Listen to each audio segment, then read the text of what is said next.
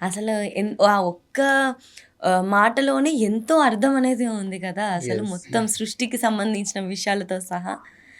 ప్రభుజీ ఎప్పుడైనా కూడా ఒక కృష్ణుడిది ఫోటో చూసినా, ఏ విగ్రహం చూసినా ఖచ్చితంగా కృష్ణుడిని కంప్లీట్ చేసేది, ఆ అలంకరణ కంప్లీట్ చేసేది వేణువు ఇంకా నెమలి పించం. ఎందుకు ఇవి ఉన్నాయి అసలు? అంటే ఇవేమైనా మనకు నేర్పిస్తున్నాయా? లేదా వాటి వెనకేమైనా అర్థం ఉందా? ఆ! చాలా అర్థం ఉంది. హ్మ్. అయితే కృష్ణుడు బృందావనంలో ఉన్నప్పుడే నెమలి పించము, వేణువు ఉంటుంది. హ్మ్. ఆయన 11 ఏట బృందావనం వదిలి మథురకు వెళ్తారు. హ్మ్. అప్పుడు అక్కడ యశోదమ్మకి, వాళ్ళ ఫ్రెండ్స్‌కి ఏం చెప్తారంటే, "నేను మళ్ళీ తిరిగొస్తాను. అందుకని ఇక్కడే వేణువుని పెడుతున్నాను. ఇక్కడే నెమలి పించాన్ని పెడుతున్నాను. మళ్ళీ వచ్చి వేసుకుంటానని." తీసుకెళ్లరు. హుహు. బృందావనంలోనే ఉంటుందది. బృందావనం ఏంటంటే చాలా సరళమైన ప్లేస్. కృష్ణుడికి ఎటువంటి ఆడంబరాలుండవక్కడ. హ్మ్. చాలా సరళమైన జీవితాన్ని జీవిస్తారు. ఒక యెల్లో ధోతి వేసుకుంటారు. బెల్ట్ కట్టుకుంటారు గుడ్డతోటి ఆయన. వాళ్ళ అమ్మ ఏదో చిన్న అలంకరణ వేస్తుంది. వాళ్ళు తలపాగా కట్టుకుంటారు. కృష్ణుడు అలా వెళ్తున్నప్పుడు వాళ్ళ ఫ్రెండ్స్ అందరూ అక్కడున్న పూలు, పుష్పాలు అన్నిటితో కృష్ణుడిని మంచిగా అలంకరిస్తారు. కృష్ణుడికి అంత సింపుల్ డెకరేషన్ బృందావనంలో. ఓకే. కృష్ణుడు అందరికన్నా చాలా సింపుల్‌గా ఉండే భగవంతుడు. ఇప్పుడు మనం పెద్దవాళ్ళ దగ్గరికెళ్ళాలనుకోండి, చాలా పెద్ద అపాయింట్‌మెంట్ అవసరం ఉంటుంది. కానీ కృష్ణుడి దగ్గర అపాయింట్‌మెంట్ ఉండదు. మీరు ప్రధానమంత్రిని కలవాలనుకోండి, మనకి అపాయింట్‌మెంట్ దొరకటమే కష్టం ఇప్పుడు. అదే మీకు ఊళ్ళో ఒక వ్యక్తి ఆవుల్ని కాచుకుంటున్నారండి. హ్మ్. ఆయన అపాయింట్‌మెంట్ దొరుకుతుందా? హ్మ్. అపాయింట్‌మెంటే అవసరం లేదు. డైరెక్ట్ వెళ్లి ఎళ్లి కలవచ్చు. కలవచ్చు. సో, మనకి భగవంతుడు ఎవరు అంటే, ముల్లోకాలకి, అనంత కోటి బ్రహ్మాండాలకి నాయకుడైన భగవంతుడు ఏం చేస్తున్నారంటే, ఆయన ఒక చిన్న పల్లెటూరులో ఆవుల్ని కాచుకుంటున్నాడు. ఆయన భగవంతుడు మనకి. అయితే ఇది విని చాలామంది ఆశ్చర్యపోతారు. ఇదేంటి వీళ్ళు భగవంతుడిని ఆవులను కాచుకునే ఆయన అంటాడేంటి అని. హ్మ్. కానీ మా భగవంతుడు అట్లాగే. ఆయన చాలా సింపుల్. ఆయనకి అలా ఉండటమే ఇష్టం. హ్మ్. అన్నిటికన్నా హైయెస్ట్ ఆనందం ఆయనకక్కడొస్తుంది. అయితే అక్కడ సింపుల్‌గా అయితే 2 కారణాలున్నాయి నెమలి పించానికి. ఒకసారి ఏమైతుందంటే, రాధమ్మ వారు అలుగుతారు కృష్ణుడి మీద. కృష్ణుడు చాలా చాలా చిలిపి పనులు చేస్తూ ఉంటారు. అయితే నారదముని ఏం చేస్తారంటే, రాధమ్మ వారొస్తున్నారని అక్కడ గోపికలందరూ మంచిగా అలంకరిస్తున్నారు. రాధాకృష్ణుడికి ఒక ఉయ్యాల తయారు చేస్తున్నారు. అయితే లలితాదేవి మంచిగా అలంకరిస్తుందక్కడ. అయితే కృష్ణుడు కూడా అక్కడే ఉంటాడు. వెయిట్ చేస్తున్నారు రాధమ్మకి. రాధ వారు వస్తున్నారు. అయితే నారదుని వచ్చి అంటారు, "ఏం చేస్తున్నారంటే మంచిగా డెకరేట్ చేస్తున్నా" అంటారు. అయితే ఆహ్, లలితాదేవితో అంటారు, "ఒకసారి ఉయ్యాల ఊపి చూడు కరెక్ట్‌గా ఉందా లేదా" అని. ఆమె ఊపుతుంది. "ఒకసారి కూర్చొని చూడు మంచిగా ఊగుతుందా లేదా" అని. ఆమె కూర్చొని కూడా ఊగి చూస్తుంది. అయితే కృష్ణుడు అంటారు, "కృష్ణ నువ్వు కూడా పక్కన కూర్చో కరెక్ట్‌గా ఊగుతుందా లేదా తెలుస్తుంది" అని. కృష్ణుడు కూడా లలిత పక్కన కూర్చుంటాడు. అప్పుడే రాధారాణి వస్తుంది. రాధకు కోపం వస్తుంది. "అరే! నన్ను పక్కన కూర్చోబెట్టుకోకుండా నువ్వు లలితాదేవిని పక్కన కూర్చోబెట్టుకొని ఉయ్యాల ఊగుతావా" అని ఆమె అలుగుతుంది. ఆహా! సో, ఇదంతా నారదముని పని. ఇప్పుడు రాధ అలిగి ఆమె మానమందిరికెళ్ళిపోతుంది. బర్సానాలో 4 కొండలుంటాయి. రాధ ఉండే ప్లేస్‌లో. మానమందిరికెళ్ళి అలిగిపోతూ అలుగుతే కృష్ణుడు అక్కడికొచ్చి ఒక నెమలిలాగా నృత్యం చేస్తుంటాడు. హుహు. రాధ చూస్తుంది. ఇదేంటి స్పెషల్ నెమలిలాగుంది. ఎప్పుడు ఇంత నృత్యం చూడలేదు. చాలా అందంగా నాట్యం చేస్తాడు కృష్ణుడు ఒక నెమలి రూపంలో. అయితే రాధకు కూడా అర్థమైతుంది కృష్ణుడని. ఆమె కూడా ఒక నెమలి రూపంలో వచ్చి ఆమె కూడా నృత్యం చేస్తుంది. వాళ్ళిద్దరి నృత్యాన్ని చూసి అక్కడున్న నెమలులన్నీ వచ్చి చూస్తూ ఉంటాయి. అరే! ఇంత అందంగా నృత్యం చేస్తున్నారు వీళ్ళు అని. సో, ఆ తర్వాత వాళ్ళు రాధాకృష్ణలా మారిపోతారు.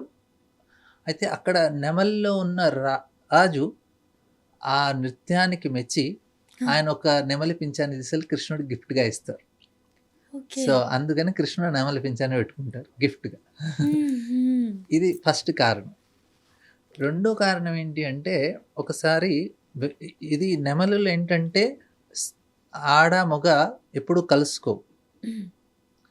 నెమలి ఎప్పుడైతే మేఘాలొస్తాయో, ఆ వర్షం వస్తున్న సమయంలో ఎంతో ఆనందంగా, పరవశంతో నృత్యం చేస్తాయి. ఆ నృత్యం చేసినప్పుడు వాటి కంటి నుంచి నీళ్లు కారుతాయి హ్మ్. ఆనందంగా. ఆ నీటిని ఆడ నెమలి తాగు దానికి గర్భం వస్తుంది. దాని ద్వారా ఇంకా నెమళ్ళు పుడతాయి. హుహు. సో, ఎప్పుడు కలుసుకోవు. అంటే ఎప్పుడు ప్యూర్‌గా ఉంటాయి. అది ప్యూర్‌గా ఉంటాయి కాబట్టి కృష్ణుడు నెమలి పింఛని పెట్టుకుంటారు. ఇది ఇంకో కారణం చెప్తారు. ఓకే. సో, ఈ 2 రీజన్స్ నెమళ్ళు పింఛం పెట్టుకోవడానికి. ఇంకోటొచ్చి వేణు. కృష్ణుడు వేణు వాయిస్తుంటారు కదా! సో, దీనికి ఇంకొక స్పెషాలిటీ ఉంది. కృష్ణుడి యొక్క వేణు స్పెషాలిటీ ఏంటి అంటే, ఆయన చాలా నేను అదే అన్నా కదా! బృందావనంలో అన్నీ సింపుల్‌గా ఉంటాయి. ఏమి సొఫిస్టికేషన్ లేదు. హ్మ్. మీకు పెద్ద పెద్ద ఇన్‌స్ట్రుమెంట్స్ అని ఏమి ఉండవు అక్కడ.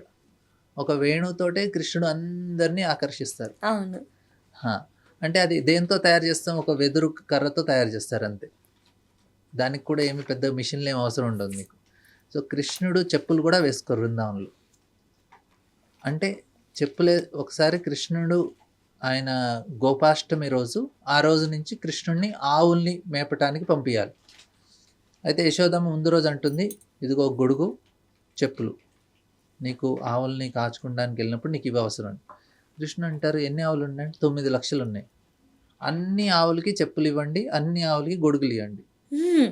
యశోదమ్మతుంటే, అరే అన్నిటికీ ఎట్లా కుదురుతుందిరా అంటే, లేదు లేదు వాళ్ళు వేసుకుంటేనే నేను వేసుకుంటాను, లేకుంటే లేదు. అయితే యశోదమ్మ అంటుంది, అరే 9 లక్షల ఆవులకి చెప్పులు ఎలా కొడతాంరా, అన్ని గొడుగులు ఎలా తెస్తామంటే, కృష్ణుడు అప్పుడు చాలా ఇంపార్టెంట్ స్టేట్మెంట్, చాలామంది ఇది అంటారు, ధర్మో రక్షతి రక్షిత అని మీరు వినే ఉంటారు ఇది. అప్పుడు కృష్ణుడు అంటారు, అరే నేను ధర్మాన్ని కాపాడితే ధర్మం అన్ని కాపాడుతుంది. సో, ఇక్కడ నేను ఆవులకి సేవ చేస్తున్నాను, వారికి లేనిది నేను ఎలా ఉంచుకుంటాను? సేమ్‌గా ఉండాలి, ఈక్వల్ లెవెల్‌లో ఉండాలి. యశోదమ్మ అంటే సరే. అయితే ఆవులన్నిటికి తెలుస్తుంది, అరే కృష్ణుడు రేపు మమ్మల్ని తీసుకెళ్తున్నారు మేపటానికి. కానీ కృష్ణుడు చెప్పులు వేసుకోవట్లేదని తెలుస్తుంది. రాత్రి ఆవులన్నీ వెళ్ళి బృందావనం చుట్టూ అన్ని రాళ్ళని కాళ్ళతో కొట్టి పిండి చేసేస్తుంది. అక్కడ చూస్తే మీరు బృందావనంలో మట్టి చాలా సాఫ్ట్‌గా ఉంటుంది. దాన్ని రమణ్ రేతి అంటారు. రమణంగా చాలా ముదురుగా ఉంటుంది. ఎందుకంటే కృష్ణుడి పాదాలకి ఇబ్బంది కలగకూడదని ఆవులు ఆ పనులు చేస్తాయి అక్కడ. సో, మీకు టాల్కమ్ పౌడర్ లాగా ఉంటాయి అక్కడ రమణ్ రేతి. సో, చాలా స్పెషల్. ఎందుకంటే అప్పుడు కృష్ణుడు ఆవుల్ని తీసుకొని వెళ్తాడు. అంటే ఆయనకు చెప్పులు కూడా వేసుకోరు. పెద్దగా ఏమీ ఆభరణాలు ఏమి ఉండవు. చాలా సింపుల్‌గా ఉంటాయి. యశోదమ్మ వేస్తుంటుంది. సో, దాంతో పాటు ఈ వేణు చాలా ఎప్పుడు కృష్ణుడితో పాటు ఉంటుంది వేణు. అయితే గోపికలకి చాలా కోపం వస్తుంది. అరే ఎందుకంటే ఆ లవర్ రిలేషన్షిప్ ఏంటంటే క్లోజ్‌గా ఉండాలనుకుంటారు. మేము ఇంత కష్టపడి క్లోజ్‌గా ఉండాలనుకుంటే ఈ వేణు ఎప్పుడు కృష్ణుడితో పాటు ఉంటుంది. కృష్ణుడి నోటి నుంచి వచ్చే మధురం అంతా ఈ వేణు ఎంజాయ్ చేస్తుంది ఫస్ట్. మాకు కూడా దక్కట్లేదు ఇది. 24 గంటలు కృష్ణుడు దాంతో పాటు ఉంటారు. వేణు అంటే చాలా గోపికలకు కోపం అనమాట.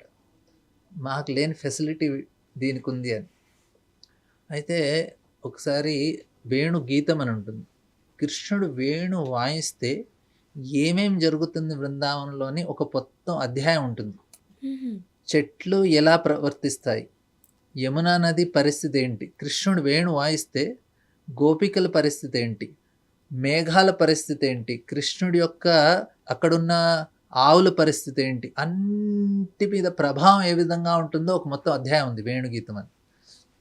అయితే గోపికలు ఇలా కంప్లైంట్ చేస్తే వేణు కూడా ఉంటుంది, అరే ఏమంటున్నారు మీరు, చిన్నప్పుడే నేను ఏం తపస్సు చేశానని నాకు ఈ పొజిషన్ లభించిందా కృష్ణుడితో పాటు అంటున్నారు కదా. చిన్నప్పుడే నేను నా తల్లిదండ్రులను విడిచిపెట్టేశాను. ఎందుకంటే వెదురు చెట్లు పెరుగుతుంటే ఆ నీటి ప్రవాహం వల్ల కొన్ని కొట్టుకుపోతాయి.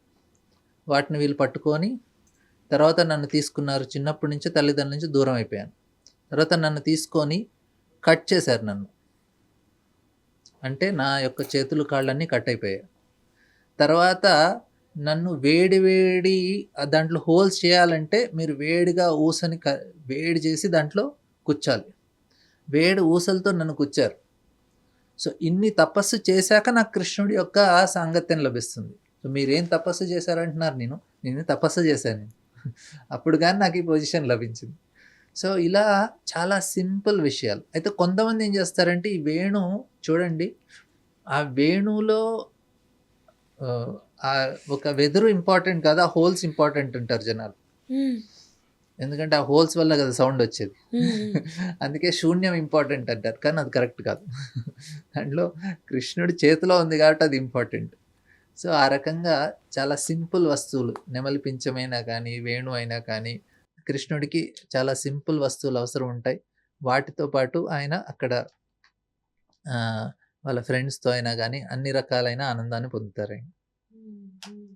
అంటే నెమలి వెనుక ఒక స్టోరీ ఉంది. అంతే కాకుండా వేణువు గూడా ఎంత తపస్సు చేస్తే దానికా ఏమంటారు పొజిషన్ దొరికింది అనేది అర్థమవుతుంది. అంటే మనం కూడా కృష్ణుడి చేరువగా ఉండాలి అనంటే ఎంతో సాధన చేయాలి అనేది కూడా ఇందులో అర్థం చేసుకోవచ్చు కదా! ఏమీ కరెక్ట్. చేయకుండానే కృష్ణుడు మనకు ఆ పొజిషన్ ఎందుకిస్తాడు? అంత ప్రేమ ఇంకా భక్తి, తపస్సు అనేది ఖచ్చితంగా ఉండాలి. కరెక్ట్.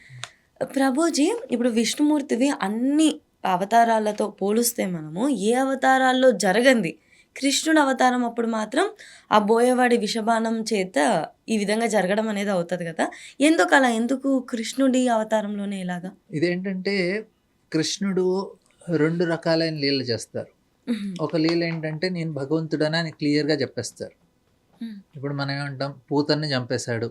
10 రోజుల సమయం వయసున్నప్పుడే. ఆయన శకటాసురుడిని చంపేశారు. కాళీ మీద నృత్యం చేశారు. హ్మ్. అఘాసురుడు అంటే పెద్ద సర్పాన్ని చంపేశారు. ఇలా చాలా అసురుల్ని సంహరించారు అని మనం వింటాం కృష్ణుడి గురించి. హ్మ్. అంటే ఆయన చాలా పెద్ద గొప్ప భగవంతుడు అనే విషయం మనకు తెలుసు.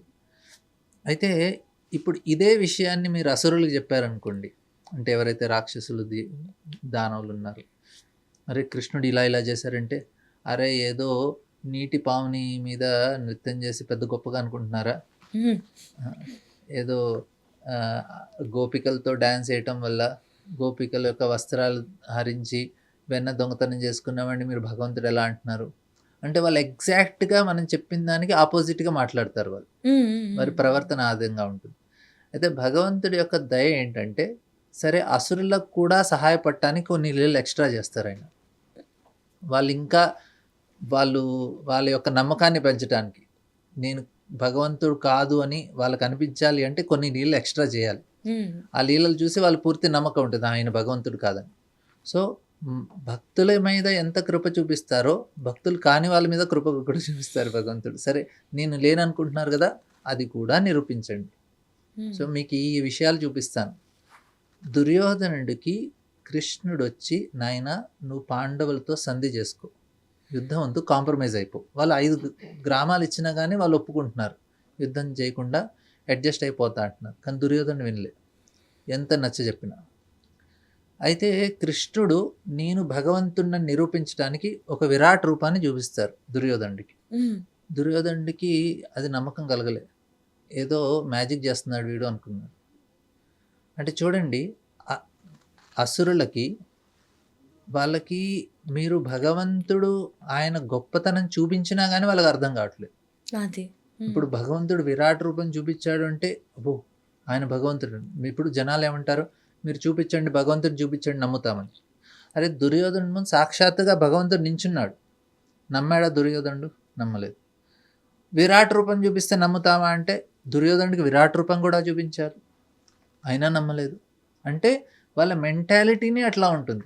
హ్మ్. మీరు ఏం చేసినా వాళ్ళు నమ్మరు. అవును. ఇక్కడ జనాలేంటంటే చూపించండి నమ్ముతా ఉంటారు. చూపించినా గానీ నమ్మని వాళ్ళున్నారక్కడ. అంటే హ్మ్. వాళ్ళ మెంటాలిటీ ఎప్పుడు చేంజ్ అవ్వదు. అయితే వారికి కూడా సపోర్ట్ చేయటానికి సాయిన నువ్వు అలా ఉండాలనుకుంటే కృష్ణుడు ఈ లీల ఏదైతే ఉందో తన కాలుకి ఏదో ఇప్పుడు చూడండి బొటన్ వేలుకి ఎవరన్నా బాణం వేశారనుకోండి ఎంత ఛాన్స్ ఉంటుంది చనిపోవటానికి? చాలా తక్కువ. బొటన్ వేలుకి అది కూడా. అది అవును. అది కట్ అయినా కానీ మనం చావం. ఎవరికైనా ఆ! యాక్సిడెంటో బొటన్ వేలు పోయిందనుకోండి, కాలే పోయిందనుకోండి బతుకుతాడు కదా! ఆ బొటన్ వేలు పోవటం వల్ల ఎలా చనిపోతారు? అంటే కృష్ణుడి ఏంటంటే ఓకే యదువంశం వాళ్ళ మీద శాపం లభించింది. వాళ్ళందరూ చనిపోతారని. సో, కృష్ణుడికి కూడా ఆ బోయవాడి యొక్క ముక్కతో చనిపోయాడు. అయినా బొటన్ వేలు కొడితే ఎవరు చనిపోతారు? అంత పెద్ద పెద్ద యుద్ధాలు చేశారు కృష్ణుడు. ఎంతోమంది అసురుల్ని చంపేశారు. ఏ యుద్ధంలోనూ ఎన్నో గాయాలయి ఉంటాయి. భీష్మాచార్యులు కొట్టిన బాణాలకు కూడా కృష్ణుడికి ఎన్నో గాయాలయ్యి రక్తం కూడా కారిందంట. హ్మ్. కానీ ఆయనకి అప్పుడు చనిపోలేదు. బోయవాడు కాలుకి కొడితే ఎలా చనిపోతారు? చూడండి. ఇదేంటంటే కృష్ణుడు ఒక లీల చేశారు. ఈ అసురులున్నారు గదా! వీళ్ళకి సపోర్ట్ జేయటానికి. సరే నేను భగవంతుడు కాదన్నారుగా, చూడు నేను కూడా నీలాగే చనిపోయాను అని చూపించడానికి. సో అది భక్తులకి ఏంటంటే అది జస్ట్ ఒక లీల, హ్మ్. వీళ్ళందరినీ మోసం చేయటానికి. సరే మీరు ఆ విధంగా ఉండాలనుకుంటున్నారా, మీరు అలా కంటిన్యూ అవ్వండి. సో మిగతా అవతారాలన్నీ వాళ్ళు వచ్చి వెళ్ళిపోతారు. కృష్ణుడు ఒక స్పెషల్గా ఆయన రావటమే చాలా స్పెషల్గా వచ్చారు. ఇప్పుడు భగవంతుడు అనుకోండి ఎంతో అద్భుతంగా రావాలి కదా, ఎక్కడొచ్చారు ఆయన? జైల్లో వచ్చారు. జైల్లో పుట్టడం ఏంటి భగవంతుడు? హ్మ్. భగవంతుడి తల్లిదండ్రులు అంటే ఇంకెంత స్పెషల్గా ఉండాలి, వాళ్ళు ఎక్కడ ఉన్నారు? జైల్లో ఉన్నారు. అంటే భగవంతుడు రావటమే, జైల్లో పుట్టటము, పుట్టిన వెంటనే భయపడ్డాడు. ఎవరికి? వాళ్ళ మామతో పారిపోయాడు, హ్మ్. వెళ్ళి ఎక్కడో దాక్కున్నాడు వృందావనంలో. ఈయనేం భగవంతుడు రా బాబు, పుట్టిన వెంటనే పారిపోయి దాక్కున్నాడేంటి? అదే భగవ కదా! ఆ! ఇప్పుడు పుట్టిన వెంటనే నువ్వు వెంటనే మీ తల్లిదండ్రులను కాపాడాలి, కంసుడిని చంపేయాలి. హ్మ్. అలా కాకుండా నువ్వు పారిపోవటం ఏంటి? హ్మ్. సో భగవంతుడి లీలన్నీ చాలా అందరినీ చాలా భ్రమితుల్ని చేస్తారు. సో అవి అలౌకికమైన లీలలు, అవి అర్థం చేసుకోవడం చాలా కష్టం. అరే ఎందుకు ఇలా చేశారు? కృష్ణుడి కంసుడిని చంపడం ఎంత కష్టమా? హ్మ్. అంత పెద్ద కష్టమేం కాదు. కానీ ఆయన ఇష్టం, ఆయన స్టైల్‌లో ఆయన చేసుకుంటారు.